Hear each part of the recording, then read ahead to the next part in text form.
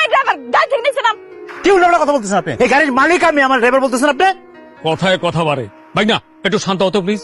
অবশ্য গ্রামের যে ওয়েদার, এই ওয়েদারে শান্ত থাকাটাও কঠিন ব্যাপার। কেন সে কি মঙ্গল গ্রহ থেকে আইছে নাকি? বেয়াদব একটা। আপনি আমার ভাগ্নের সাথে এরকম ব্যবহার করতেছেন কেন? আপনার এই ভাগনা ফালতু ভাগনা গাড়ির হর্ন বাজায় আমার কানের পর্দাটা ফাটাই ফেলছে, তাই পরে কোন আমার সরি কইতে, সরি কইয়া 20 বার উঠবস করতে কোন। মামুর বাড়ির আবদার না, কথার বেকাম করতেছে, এমন ভাবে কথা বলতেছে মনে হচ্ছে একটা জঙ্গি জানোয়ারের সামনে দাঁড়ায় আছে। কারণ এসপিডিসির মেয়েরা অনেক ভদ্র হয়, সভ্য হয়, আপনার মতো কাল লাগিনি হয় না। ভুল বশত যদি কোনোদিন আমার লোকের রাস্তাঘাটে দেখা হয়ে যায় না, এই কালটা কিন্তু সুবল খাওয়া লেগে রেডি থাকিস। খালি আরেকদিন আমার সামনে পড়ছস না রে কাল লাগিনি, সেদিকে মাথা বাড়ি দিয়া মাথা থেকে মনি বাড়ি করে ফেলাম। আপনাদের দিকে বাজারটা কোন দিকে বলতে পারেন? তুই কাল লাগিনি এই লাগে তো কইতেছিলাম, কার কলিজা এত সাহস যে আমার যাত্রাপথে পিছন থেকে ডাক দিয়ে আমার কুফাটা লাগাইলো। হ্যাঁ খবরদার ফালতু কথা বলবেন না। আমার গাড়িতে একটু ডিস্টার্ব দেখা দিয়েছে, একটা পার্টস লাগবে, ভাবলাম দোকানটা কোন দিকে বাজারটা কোন দিকে জিজ্ঞেস করি কারো একজনে, এই জন্য আপনার ডাক দিয়েছিলাম। এত কথা শোনার না আমার হাতে একদমই সময় নেই। সকাল সকাল আমার কাল নাগিনী কওয়া হয়েছে, তাই না? হ্যাঁ আজকে তুই শেষ।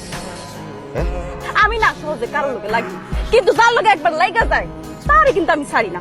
চিনোস আমার বাপরে? চিনোস না তো? তুই রেডি থাক, তুই শুধু রেডি থাক। তোর এই যে সমস্ত পাপের শাস্তি তোর একদম প্রাপ্য হইয়া গেছে। কি ব্যাপার, আপনি ওনার থেকে টাকাটা কিনে নিলেন কেন? আরে উনার টাকা কে কইছে? আপনারা তখন যে গাছের ডাব খাইলেন সে গাছের মালিক তো আমি। আব্বা, আব্বা, এই আব্বা আব্বা করতেছিস কি জন্য? দেখতে যারা গুরুত্বপূর্ণ হিসাব করতেছি, আব্বা, তুমি কি ডাবের ব্যবসা নামছো? সেটা শুনে তোমার কোনো কাজ নাই। কিসে?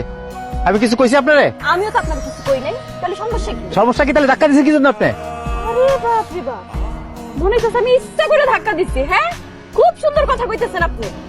ওই দিন যে আপনি গাড়ির হর্ন বাজায় আমার কানের পর্দাটা ফাইটে ফেলছিলেন, তখন তো কোনো সমস্যা হয়েছিল না। আর এখন ভুলবশত একটু ধাক্কা লাগছে থেকে এমন ভাব দেখাইতেছেন মনে হচ্ছে বিরাট বড় একটা সমস্যা। তুমি যত অহংকারী সেটা আমি জানতাম না।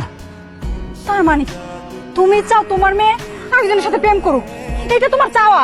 হ্যাঁ আমি সেটাই চাই, আর মেয়ে আরেকজন প্রেম করুক। শুধু প্রেম না, নয় ছোট ছোট প্রেম করে তার মন জয় করে তার বিয়ে করবো, আমি এটাই চাই।